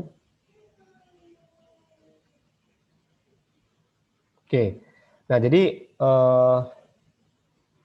muatan negatifnya ada di pinggir sini, 1, pinggir sini, sama plus di sini. Ya kan? Nah, yang namanya hibridisasi itu elektronnya bisa pindah. Tapi walaupun pindah, harus mengikuti jumlah elektron yang maksimal. Jadi kalau maksimalnya 8, ya bisa jadi 10. Ya, misalkan ini yang negatif. Negatif kan kelebihan elektron. Maka ini pindah. Yang 2 ini pindah ke sini. Nah, kalau ini pindah, elektron yang ikatan ini pindah ke atas ini. Oh iya, saya tadi ada yang kelupaan. Jadi ikatan itu ada ikatan sigma, ada ikatan pi. Jadi ikatan sigma itu adalah ikatan kovalen sesungguhnya. Kalau ikatan pi itu yang sisa yang rangkap ya. Ini ciri khasnya mudah diputus. Mudah diputus, terus elektronnya bisa pindah. Jadi PeB itu dihitung sebagai elektron ikatan pi. Makanya sesama elektron pi itu bisa pindah-pindah, mulai dari yang rangkap pindah ke sini. Jadi kalau ikatan rangkap itu satunya sigma, satunya pi, pasti gitu. Satu sigma itu adalah ikatan backbone-nya yang utamanya lah, yang mengikat antara N sama N itu. Jadi kayak apa sih? Kayak tulang betonnya gitulah. Kalau kita pernah lihat konstruksi bangunan ya, kan kalau mau dibeton atau mau dicor gitu, di dalamnya kan ada rangkanya kan. Nah, sama seperti itu kalau ikatan kovalen itu. Yang satunya itu ikatan rangkanya nih, sigmanya ini, ikatan utamanya. Kalau sigmanya putus, udah break deh semuanya nih, putus total. Tapi kalau pi yang diputus, sigmanya nggak akan putus dulu. Makanya yang pi itu lemah, bisa pindah-pindah. Tuh. Terus saya buat ini tandanya seperti ini. Tanda resonansi itu panahnya 2 ya. Mata panahnya 2. Nah, ini jadi gini.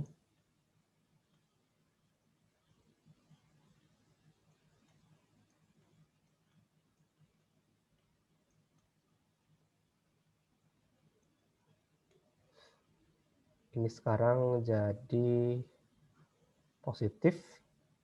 Oh enggak, hilang. Ini jadi negatif.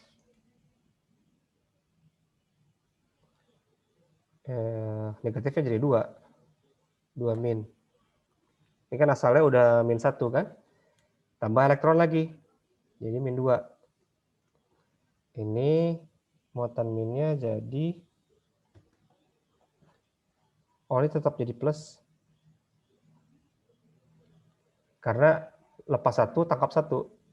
Kalau ini minnya hilang. Nah, jadi gitu. Terus ini juga bisa menjadi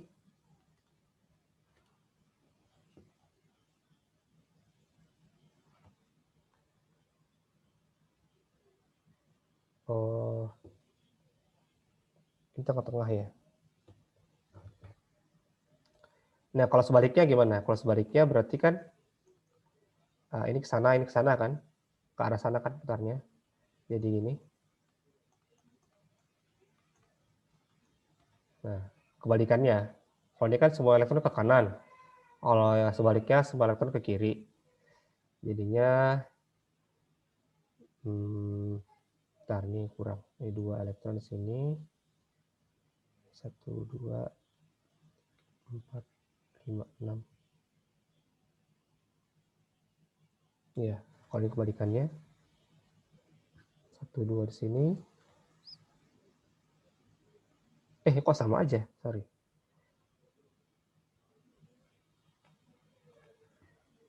Ini jadinya sama aja. Ini. Nah. Oh, saya kebalik nih. Harusnya kalau pindah ke sana, oh benar kok ini. Oh iya betul. Jadi kalau pindah ke kiri jadi seperti ini ya.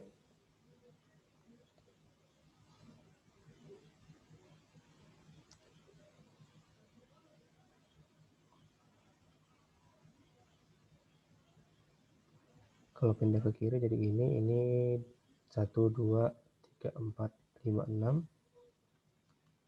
Nah gitu. Ini 2 min. Ini yang 2 min. Ini yang plus 1. Nah gitu. Oke. Gimana? Sampai sini ada pertanyaan lagi? Silakan. Coba itu pertanyaannya. Ya, silakan. Kalau misal rangkap 3 berarti 1 ikatan sigma, 2 ikatan pi gitu ya? Betul sekali. 1 sigmanya. Berapapun ikatannya, satunya sigma, sisanya pi. Gitu. Biasanya ada pertanyaan gitu tuh, ada struktur kan, struktur panjang, tentukan berapa jumlah sigma, berapa jumlah pi. Nah, hitung aja. Kalau ada gini deh, CH3,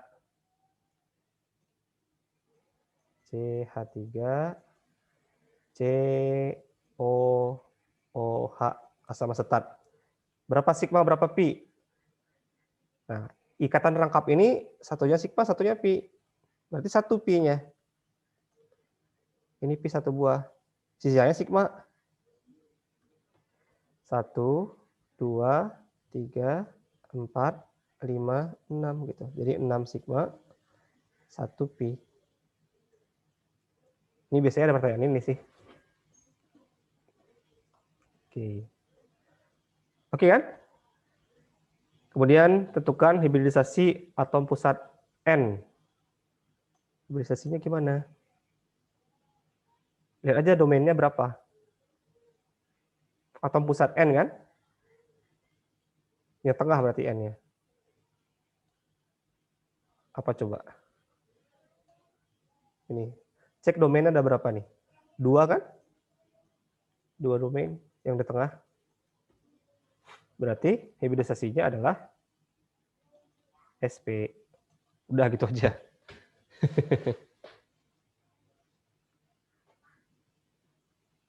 Beda ceritanya kalau nanti yang ditanya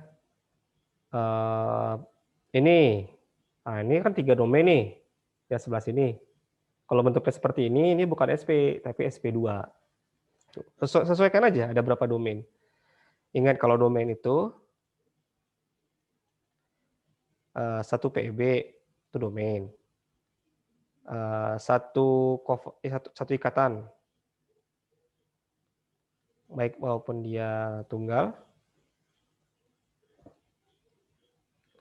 maupun rangkap. Dihitung 1 domain gitu. Oke, gimana? Oke, Kak, paham. Oke ya. Oke. Baik, kira cukup lah ya. Udah malam juga. Saya rasa cukup. Nanti kalau ada pertanyaan WA aja saya kontak. Nomor saya ada ya. Jadi kalau ada waktu insya Allah saya segera balas. Ini kan kalau nggak ada pertanyaan lagi, saya rasa cukup. Saya tutup sampai di sini. Demikian. Assalamualaikum warahmatullahi wabarakatuh. Selamat malam semuanya. Waalaikumsalam. Paham, Kak. Terima kasih. Makasih, Kak. Sama-sama.